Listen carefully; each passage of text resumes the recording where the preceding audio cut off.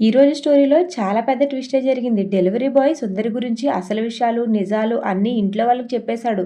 ఇక సుందరి పరిస్థితి ఏంటి? సుందరి ఇంట్లో వాళ్ళని నమ్మిస్తుందా? లేకపోతే ఇంటి నుండి బయటికి వెళ్ళిపోతుందా? తెలుసుకోవాలనుకుంటే ఈరోజు స్టోరీ పూర్తిగా చూసేయండి. అంతకంటే ముందు మన ఛానల్ని సబ్స్క్రైబ్ చేసుకుని బెల్ ఐకాన్ని ఆన్లో పెట్టుకోండి. డైలీ ఈవినింగ్ వచ్చే సీరియల్ నేను మార్నింగ్ 7కి అప్లోడ్ చేసేస్తాను. ఇక మీరు మీ మొబైల్లో ఈవినింగ్ ఏం జరుగుతుందో మార్నింగే తెలుసుకోవచ్చు. ఇక మన వీడియోని మీరు మాత్రమే కాకుండా మన సీరియల్ లవర్స్ మీకు తెలిసిన వాళ్ళు ఎవరైనా ఉంటే వాళ్ళకి కూడా షేర్ చేయండి. ఇక ఈరోజు స్టోరీలోకి వెళ్ళిపోదాం, వచ్చేయండి. లోపలికి వచ్చిన మన హీరో గారిని అయితే మన హీరోయిన్ పాపం చాలా టీస్ చేస్తూ ఉంటుంది. ఈ మునక్కడ దుప్పటి కప్పుకుని పడుకున్నా తెలిసిపోయాడా ఏంటి అని అడుగుతుంది. దానికి మన హీరో గారు అయితే ఇలా సమాధానం చెప్తాడు. మా అమ్మ వచ్చి నా చేయి తొక్కేసింది, నేను ముసుగు తీసేసాను, మా అమ్మ నన్ను చూసేసింది అంటాడు పాపం చాలా అమాయకంగా. దానికి రాదు ఇలా అంటుంది, మరి నిజం చెప్పేలేకపోయావా? రాదని చిట్టికి నా ఫ్రెండ్ని పరిచయం చేశాను, మళ్ళీ రాధ రూమ్లో పడుకుంటే చిట్టి బాధపడుతుంది కదా అని బయట పడుకున్నానని చెప్పేలేకపోయావా మీ అమ్మకని వెటకారిస్తుంది. దానికి మన హీరో గారు అయితే అలా ఎలా చెప్తాము అని అంటాడు.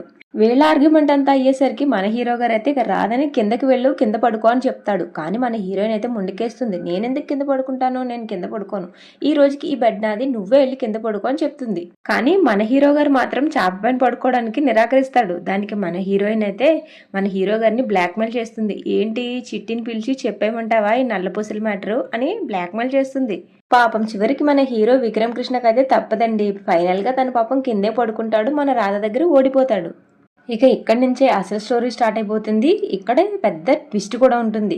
నందగోపాల్ హాల్లో చాలా కోపంగా తిరుగుతూ ఉంటాడు. వీళ్ళిద్దరి గుట్టు రట్టయింది, వీళ్ళిద్దరి పని నేను చెప్తానుండు అని వాళ్ళనిద్దరిని పిలుస్తాడు.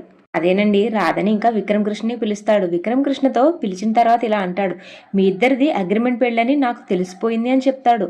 ఇక ఈ మాటకి వాళ్ళిద్దరూ ఆశ్చర్యపోతారు. మీరు అగ్రిమెంట్ పెళ్లి చేసుకుని వచ్చి అన్యోన్యంగా నటిస్తే నాకు తెలియదు అనుకున్నారా? ఎవరు తెలుసుకోలేరనుకున్నారా?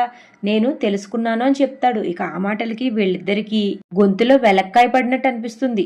ఇక్కడే అసలు విషయం చెప్పేస్తాడు మన నందగోపాల్. మొగుడు పెళ్ళాలు ఒకచోటే పడుకోవాలి, నువ్వేమో హాల్లో, మీ ఆవిడ బెడ్రూమ్ లో పడుకుంటే మీది అగ్రిమెంట్ పెళ్ళేమోనని నాకు అనుమానం వస్తుంది అని చెప్తాడు. తర్వాత రాధే ఇక నందగోపాల్ని కన్విన్స్ చేస్తుంది. ఇక నందగోపాల్ అయితే ఓకే చేసేస్తాడు. అని కొడుకును మాత్రం చాలా తిడతాడు. అయినా నువ్వు బయట పడుకోవాలని అవసరం ఏమొచ్చింది అని తిడతాడు. తర్వాత మన హీరో గారిని పక్కకు తీసుకెళ్లి నీకేమైనా టెక్నికల్ ప్రాబ్లమ్స్ ఉన్నాయా అని అడుగుతాడు. దానికి మన హీరో గారు అయితే చాలా బాధపడతాడు. ఏం మాట్లాడుతున్నావు నాన్న నువ్వు అని తన తండ్రిని తిడతాడు. తర్వాత నందగోపాల్ అయితే ఇలా అడుగుతాడు, అయినా నీకు ఏ ప్రాబ్లం లేదంటున్నావు, మీ ఆవిడ కూడా బానే ఉంది, మరి నా కోడలు ఎందుకు నెల తప్పడం లేదని గట్టిగా అడుగుతాడు. ఆ మాటకి మళ్ళీ వీళ్ళు కంగు తింటారు. మన హీరో గారు బాగా ఆలోచించి రాధ మీదకు తోసేస్తాడు. రాధ ఏదో పూజ చేస్తుంది నాన్న అని. దానికి ఇక సరేనని చెప్పి తొందరగా నువ్వు పూజ ముగించి నాకు శుభవార్త చెప్పాలి అని చెప్తాడు. తర్వాత నందగోపాల్ అయితే మన హీరో గారికి బాగానే ఇస్తాడు వార్నింగ్. ఇక ఆ వార్నింగ్ అయిన తర్వాత ఖచ్చితంగా చెప్పేస్తాడు, మీరు ఒక పెళ్ళాన్ని కనవలసిందే, నాకు మీ అత్తయ్యకి ఇవ్వాల్సిందే అని ఆర్డర్స్ వేస్తాడు. ఇక తర్వాత మన వాళ్ళిద్దరు ఒప్పుకుని 7 నెలల తర్వాత మీరు చెప్పిన దానికి నేను ఓకే చేస్తున్నానని. అంటే మన హీరో గారు అయితే 7 నెలలకి అగ్రిమెంట్ పూర్తవుతుంది కదా, అందుకని ఆ కౌంట్ చెప్తాడు. ఇక వీళ్ళు కూడా సరే 7 నెలల తర్వాత మా చేతిలో మనవణ్ణి మనవరాల్ని పెట్టాలి అని వీళ్ళు కూడా ఫిక్స్ అయిపోతారు. ఇక వీళ్ళ హడావుడి హంగామా ఇక్కడితో అయితే పూర్తవుతుంది. ఇక్కడి నుంచి మెయిన్ స్టోరీ అదేనండి, ఈ సుందరి గుట్టు రట్టయిపోయే స్టోరీ బయటపడనుంది. కొరియర్ బాయ్ వచ్చి అనసూయకి అయితే కొరియర్ ఇస్తాడు. ఇక ఆ డెలివరీ బాయ్ సుందు అని పిలిచి మన సుందరిని అయితే పలకరిస్తాడు. ఇక తను కూడా తన స్లాంగ్ లో తనని పలకరిస్తుంది. ఏంటి ఎంత మహారాణిలా మారిపోయావా అని అడుగుతాడు. దానికి ఏదో సామెత చెప్తుంది, కాకపోతే అడ్డదారిలో సుందరి రాణి అయింది అని మాత్రం చెప్తుంది. ఆ మాటలు విని ఇంట్లో వాళ్ళందరూ ఆశ్చర్యపోతారు. ఇంత పెద్ద ఇంట్లో ఉంటున్నావు, నువ్వు ఇప్పుడు నాటకాలు వేయట్లేదా అని అడుగుతాడు డెలివరీ బాయ్. దానికి సుందరి అయితే ఒక రకంగా ఇది కూడా కొత్త నాటకమే అని చెప్పాలి అని చెప్తుంది. ఇక ఆ మాటలకి ఇంట్లో వాళ్ళందరూ మళ్ళీ షాక్ అవుతారు. ఆ నాటకం ఏంటంటే అని చెప్పబోతుండగా ఈ లోపు వెనక్కి తిరుగుతుంది సుందరి. ఇక ఇంట్లో వాళ్ళందరినీ అక్కడ చూసి తిను కూడా షాక్ అవుతుంది. తర్వాత రామచంద్రయ్య డెలివరీ బాయ్ దగ్గరకు వచ్చి అడుగుతాడు, ఈ అమ్మాయి నీకు తెలుసా అని. దానికి నాకు తెలియకపోవడం ఏంటి, మా ఏరియా మొత్తం సుందరి అంటే చాలా పేరుందండి, ఆ సుందరి మహానటి అని చెప్తాడు. చెప్పేవన్నీ చెప్పి మన డెలివరీ బాయ్కి అయితే ఫోన్ వస్తుంది. ఇక తర్వాత సుందరికి బాయ్ చెప్పి డెలివరీ బాయ్ అయితే అక్కడి నుంచి బయలుదేరతాడు. తర్వాత సుందరి లోపలికి వెళ్ళిపోతుంది. మన రామచంద్రయ్య పిలిచినా సరే పట్టించుకోదు. తర్వాత తన చేయి పట్టుకుని వెనక్కి లాగుతుంది మన హీరోయిన్ రాధ. నువ్వు నాటకాల కంపెనీ నుంచి వచ్చావా అని అడుగుతుంది. చెప్పాలంటే నిలదీస్తుంది. దానికి సుందరి అవును అని చెప్తుంది.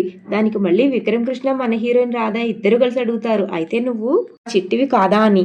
సుందరి తన ప్లేట్ ని రామచంద్రయ్య వైపు తిప్పుతుంది. రామచంద్రయ్య దగ్గరికి వెళ్ళి నాటకం ఆడుతుంది. చూసారా నాన్న మీ సుందరిని మీ రక్తాన్ని వీళ్ళు ఎలా అనుమానిస్తున్నారో అని ముసలి కన్నీరు పెట్టుకుంటుంది. తర్వాత సుందరి నిన్న మనం అనుకున్నట్టుగానే చెప్పిందండి. నేను చిన్నప్పుడు తప్పిపోయినప్పుడు ఒక కుటుంబం నన్ను చేరదీసిందని చెప్పాను కదా, ఆ కుటుంబం వాళ్ళది ఆ నాటకాల కంపెనీ. ఇక వాళ్ళ దొరికినందుకు నాకు నాటకాలు నేర్పించి నాతో కూడా నాటకాలు వేయించారు. నేను నాటకాల్లో చాలా ఫేమస్ అయ్యాను. అందుకనే నేను అందరికీ తెలిసాను. అలానే డెలివరీ బాయ్ కూడా నన్ను పలకరించాడని చెప్తుంది. అయినా తప్పు నాదేలే నాన్న. నేను వచ్చినప్పుడే వెంటనే నా నాటకాల గురించి మీకు చెప్పుంటే ఇంత గొడవ జరిగి ఉండేదే కాదు. నన్ను క్షమించండి నాన్న అని రామచంద్ర కాళ్ళ మీద కూడా పడుతుంది. ఇక్కడే మళ్ళీ సుందరి ఫైనల్ గా ఇంకొక మాట జారుతుంది. రకరకాల పాత్రలు పోషించిన నేను ఇప్పుడు చిట్టి పాత్ర పోషిస్తున్నందుకు నాకు చాలా సంతోషంగా ఉంది అని చెప్తుంది. దానికి వీళ్ళకి ఎవరికి బల్బు వెలగదు, కానీ మన హీరోయిన్కి అయితే టక్కును బల్బు వెలిగి అదేంటి నువ్వు చిట్టివి కాదా పాత్ర పోషిస్తున్నానని చెప్తున్నావు అని అడిగేస్తుంది. అలా మన హీరోయిన్ రాధా సుందరిని ప్రశ్న అడగడంతో ఈరోజు ఎపిసోడ్ అయితే అయిపోతుంది. ఇక చూడాలి రేపటి ఎపిసోడ్లో ఏం జరగబోతుందో. రేపటి ఎపిసోడ్లో మాత్రం ఈ స్టోరీని ఇంకా ఇక్కడతో కట్ చేసేసారు. నేను అనుకున్నదే అవుతుందండి. సుందరి ఇంట్లో తెలిసిపోయినా సరే తన అబద్ధాలతో మేనేజ్ చేస్తుంది. చూద్దాం రేపు నాగేష్ కరెక్టో కాదో రేపు కూడా చూసేద్దాము. రేపటి ఎపిసోడ్లో మనకు చూపించిన పార్ట్ అయితే నేను మీకు చెప్పేస్తాను. రేపటి ఎపిసోడ్లో మన హీరోయిన్ రాధకి బ్లౌజ్ కట్టడానికి మన హీరో గారిని పిలుస్తుంది. మొదట్లో మన హీరో గారు నిరాకరిస్తాడు, కానీ తర్వాత మన హీరో గారు అయితే మన హీరోయిన్ రాధకి బ్లౌజ్ కి డోరీస్ కడతాడు. ఇది కూడా చాలా రొమాంటిక్ గా. ఇక రేపు చూద్దాం ఏం జరగబోతుందో. అంతవరకు మన ఛానల్ సబ్స్క్రైబ్ చేసుకోండి. ఈ వీడియోకి ఒక లైక్ చేయండి. Thank you so much for watching.